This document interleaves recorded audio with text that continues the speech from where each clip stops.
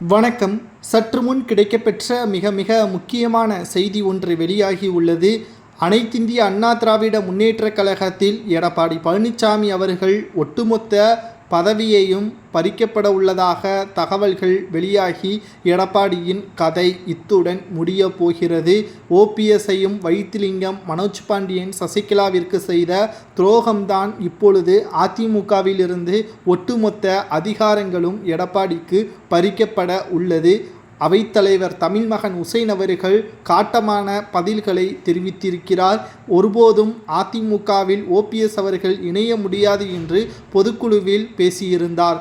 ஆனால் அவைத்தலைவரோ அதிமுகவில் ஓபிஎஸ் அவர்கள் இணையலாம், மன்னிப்பு கடிதம் கொடுத்து அதிமுகவில் இணையலாம் என்று பேசியிருந்தார்.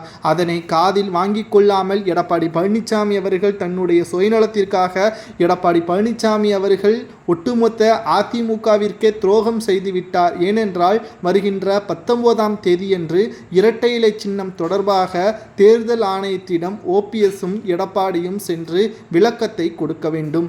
அதில் இருவரும் தங்களுக்குள் எந்த ஒரு பிரச்சனையும் இல்லை, அதிமுகவிற்கு இரட்டை இலை சின்னம் தொடர்பான வழக்குகள் பொய்யானது என்று அதற்கான ஆதாரத்தையும் எழுத்துப்பூர்வமாக கொடுக்கப்பட்டால் மட்டும்தான் அதிமுகவிற்கு இரட்டை இலை சின்னம் சொந்தமாகும் என்று தேர்தல் ஆணையம் தெரிவித்தது.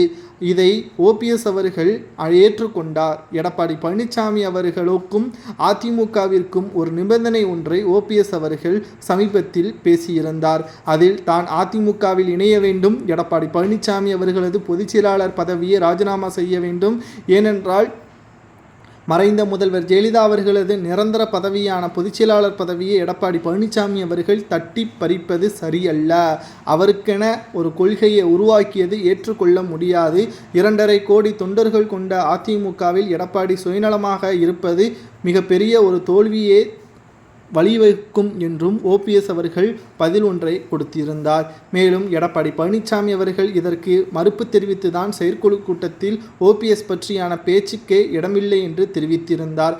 ஆனால் இப்பொழுது அதிமுகவின் ஒட்டுமொத்தமாக இரட்டை இலை சின்னம் கையை விட்டு நகலக்கூடிய ஒரு ஏற்பாடுகளும் நடந்து கொண்டிருக்கிறது. எடப்பாடி பழனிசாமி அவர்கள் நிச்சயமாக ஒருபோதும் அதிமுக வெற்றிக்கு ஏற்பாடு செய்ய மாட்டார். அவரை கட்சியிலிருந்து விலக்க வேண்டும், அதிமுகவிலிருந்து அவரை ஒட்டுமொத்த பதவியையும் அதிகாரத்தையும் பறிக்க வேண்டும் என்று சில எம்எல்ஏக்களும் அவைத்தலைவர் தமிழ்மகன் உசேன் அவர்களுக்கு கடிதங்களை கொடுத்துள்ளார்கள். இதனால் எடப்பாடி பழனிசாமி அவர்களது கதை முடிய போவதாக அரசியல் வட்டாரங்களில் வைரலாக பரவி வருகிறது. இதை பற்றி உங்களது கருத்துக்களை கமெண்ட் வாயிலாக மறக்காமல் கூறுங்கள்.